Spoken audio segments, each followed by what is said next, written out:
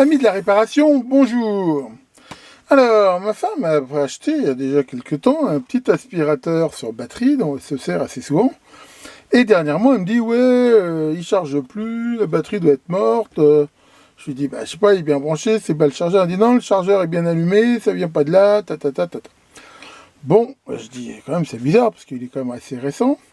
Donc je commence à jeter un œil, et en effet, quand on voit ce chargeur, qui est en fait une simple alimentation USB tout à fait standard, en effet, la petite LED qui est dessus est bien allumée. Mais je constate vite que la LED de charge sur l'aspirateur, elle ne l'est pas. Je dis, tiens, bah, peut-être un problème de cordon et tout. Puis après, en regardant un petit peu, hein, toujours avant de s'exciter, toujours bien regarder, je m'aperçois que la prise USB, je ne sais pas si on voit bien là, à l'intérieur, bah, elle est manifestement destroy. Alors, qu'est-ce qui s'est passé? Je ne sais pas. Est-ce que on a forcé? Est-ce qu'elle avait un défaut? Enfin, toujours est-il que manifestement, la panne vient au moins de ça. Et même si c'est pas une panne très compliquée, je pense que ça peut être toujours intéressant de voir comment on la change. Alors bien sûr, ces boîtiers-là sont pas fixés par des vis, c'est pas fait pour être réparé. Hein. Et donc on voit qu'il y a un capot ici qui est alors, soit collé, soit soudé par ultrason. Alors ce que je vais essayer de faire, alors des fois je les découpe à la Dremel, mais c'est assez violent. Là je l'ai mis un solvant hein, de l'essence A, avec cette petite aiguille, je vais mettre dans l'interstice. Voilà. Et on va regarder si, par hasard, ça a la bonne idée de dissoudre la colle, si colle il y a. Donc j'ai récupéré ici cette petite seringue là qui était pour un vaccin de grippe ou je sais pas quoi. Voilà, on va laisser agir un petit peu. Et on va voir si ça a la bonne idée de vouloir se décoller. Alors en forçant un peu. A priori ça a l'air de vouloir bouger. C'est plutôt bon signe. On va peut-être plutôt faire ça avec un tournevis comme ça. Voilà, l'idée là est bien sûr d'éviter de se blesser, hein, toujours faire attention. Quand on force sur un outil, toujours partir du principe qu'il peut ripper à tout moment et qu'il n'y ait rien dans la trajectoire du rip.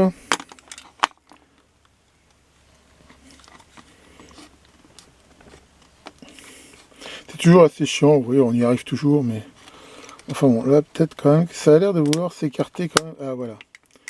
Là c'est plutôt bon signe. A priori peut-être que le solvant a bien fait son effet. Ça a l'air de vouloir bouger. Impec. Voilà, comme ça, là c'est pas mal, on pourra le recoller facilement. Une fois que ça sera, j'espère, réparé. Voilà, donc on voit que ça s'écarte bien.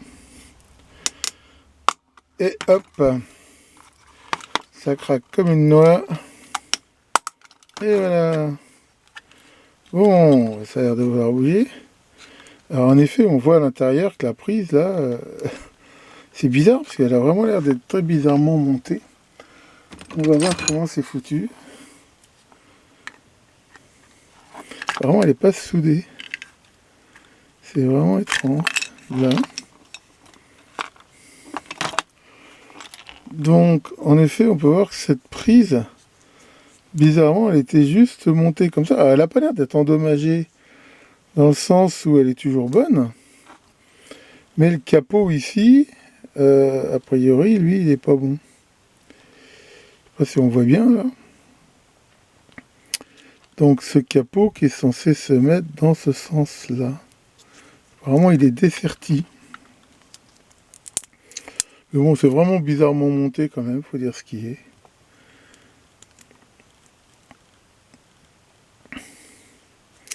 Bon bah voilà, a priori ça a l'air d'être remis. C'était simplement le capot ici qui était barré. Sinon, on peut voir que c'est une alimentation à découpage, tout ce qu'il y a de plus classique. Hein. On voit que le secteur arrive ici. Là, on a en entrée un fusible. Alors déjà, c'est bizarrement bidouillé parce que on voit qu'il y avait des fils ici qui ont été coupés. Je sais pas d'où il vient ce chargeur, hein, mais ça m'a pas l'air d'être le meilleur que j'ai vu de ma vie. C'est quoi comme truc? C'est un BZ adapteur modèle BZ0502. 5 volts, 2 ampères.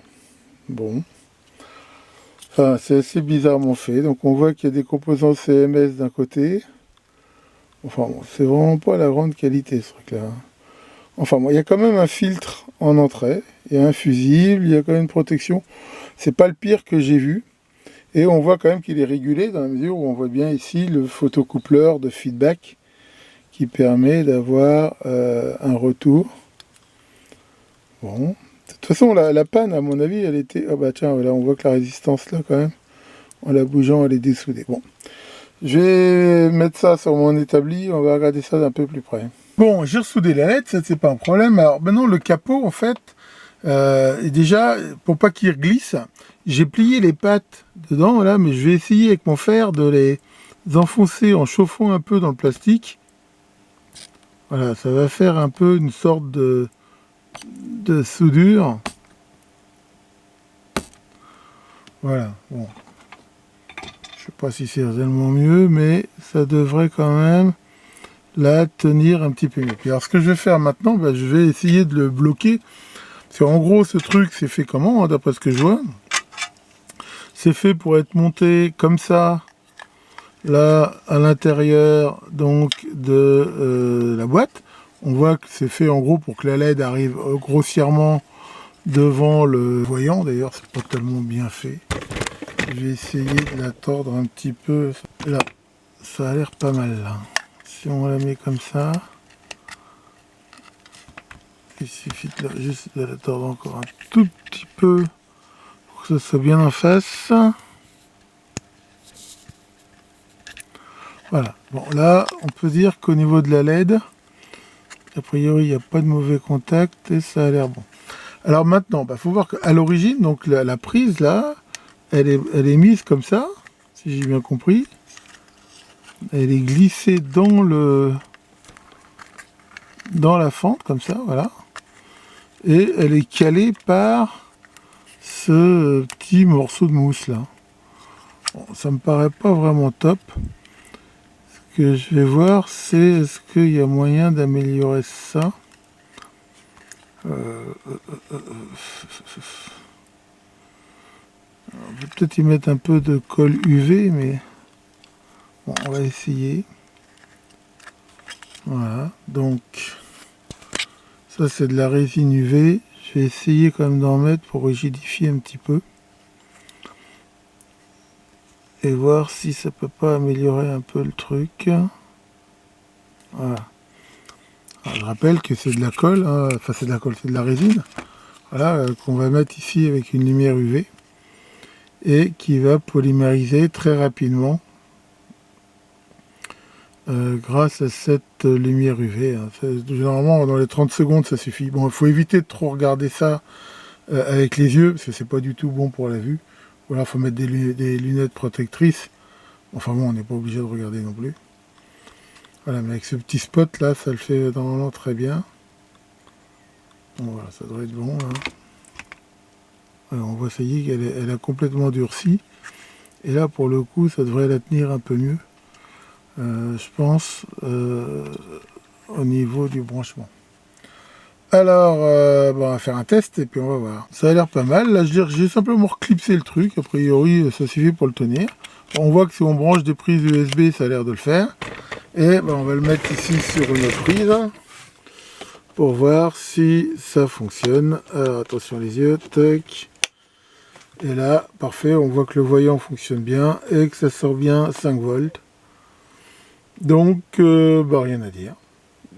Ce truc-là est réparé. Donc, encore une victoire de Canard. Bon, voilà pour cette petite réparation qui, comme on peut le voir, est très simple. Hein. Faut savoir que dans les trucs que je répare parfois, il y en a beaucoup où il faut pas aller chercher des pannes électroniques, des condensateurs, des machins. C'est bien souvent purement, on va dire, électrique, mais quasi mécanique. Le nombre de trucs que j'ai réparés, c'était simplement un fil dessoudé, c'était simplement un mauvais contact dans un interrupteur, une pile qui avait coulé ou des trucs comme ça. Et finalement, sur beaucoup d'appareils qui sont finalement technologiquement assez avancés, on peut s'apercevoir que les pannes sont dues à des trucs très simples. D'ailleurs, on ne compte plus les tablettes ou les choses comme ça, qui sont des trucs qui sont à un haut niveau technologique, avec des microprocesseurs, des mémoires, des machins, et en fait, marche plus simplement parce que la putain de prise USB, à force d'être branchée, a un mauvais contact ou un truc comme ça. Enfin voilà, bon, j'ai quand même partagé ça avec vous, parce que je pense que c'est toujours intéressant, et que ça peut quand même éventuellement, dans certains cas, vous inspirer. D'ailleurs, je sais très bien que vous allez me demander où j'ai trouvé la résine, où est-ce que j'ai trouvé la lampe UV et tout ça, donc je vous mettrai ça en lien. Moi, la lampe UV, je vous en mettrai une équivalente, je vais en prendre une d'ailleurs pour mon Mecalab. Celle que j'ai là, je sais pas si elle existe encore, elle est très bien, mais je ne sais pas si elle est encore disponible. Enfin donc, voilà pour ça. Tiens, Caroline Sagaz, qu'est-ce que tu fais de beau? Tu as été interviewé un cannibale. Waouh! Et alors, tu lui as posé plein de questions. Tu lui as demandé, par exemple, est-ce qu'il avait déjà violé ses victimes? Il t'a dit non, je ne saute jamais un repas. Bon, allez là-dessus, faites de belles réparations et à bientôt pour de nouvelles vidéos.